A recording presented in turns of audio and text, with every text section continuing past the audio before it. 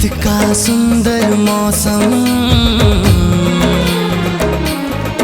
ऐसे सजे है जैसे दुल्हन। दिल दिल पुकारे, ऐसे बने है प्यारा मौसम। जैसे ठंडी ठंडी हवा चले, मन हाँ माया के भाषा बोले। जैसे ठंडी ठंडी हवा चले, मन हाँ माया के भाषा बोले। तोर प्यार ममोला सवार दे, ए मोर जानम मोरे सनम, ए मोर जानम मोरे सनम। तोर दिल के पर्दा गिरा दे, ए मोर जानम मोरे सनम। तोर दिल के पर्दा गिरा दे। कितना सुघर वादी,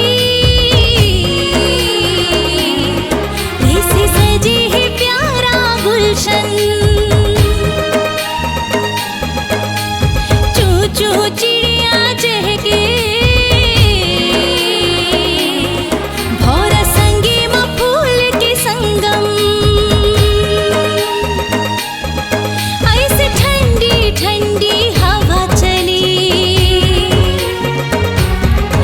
अंग अंग माया की आशा खिली। ऐसे ठंडी ठंडी हवा चली, अंग अंग माया की आशा खिली। तोरे चाहत मामोला उतार दे, ई मोर जिया मोर पिया, ई मोर जिया मोर पिया। तोर माया की चादर उड़ा दे, ई मोर जिया मोर पिया।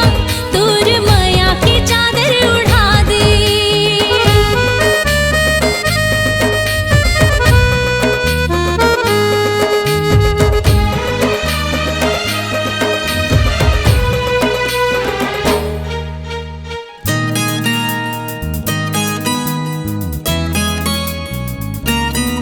देख झर झर झरना झर के, कैसे झील माँ समाथे। जी भर के प्यार करके, कैसे प्यार लाजता थे। देख झर झर झरना झर के, कैसे झील माँ समाथे। जी भर के प्यार करके, कैसे प्यार लाजता थे। ऐसे रतला हर मयारो, कद का इंतजार करथे। तहु आजा आज दिल की हर चाहत ला मिटा दे। मनवा माया के दीप जले, पुरवाही की हवा चले। मनवा माया के दीप जले, पुरवाही की हवा चले।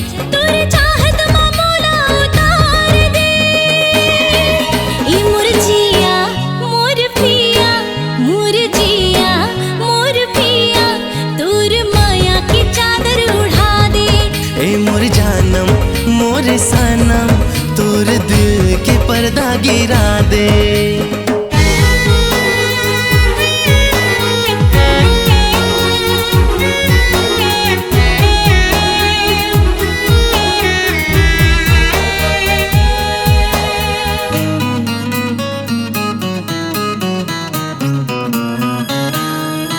देख धक धक दिल हा धड़के, दिल हा मोर ते हा सुनना।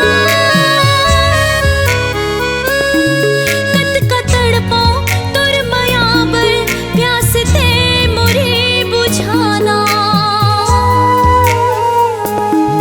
देख धक धक दिल हा धड़के, दिल हा मोर ते हा सुनना। कत का तड़पो तोर माया बर, प्यास ते मोरे बुझाना। आज धरती आओ अंबर, सब दे ही रे गवाही।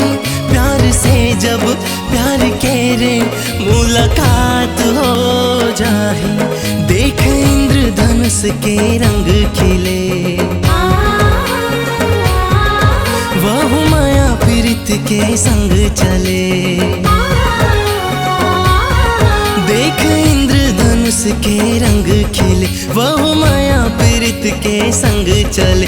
तोर प्यार ममोला सवार दे, मोर जानम मोर सनम, मोर जानम मोर सनम, तोर दिल के पर्दा गिरा दे।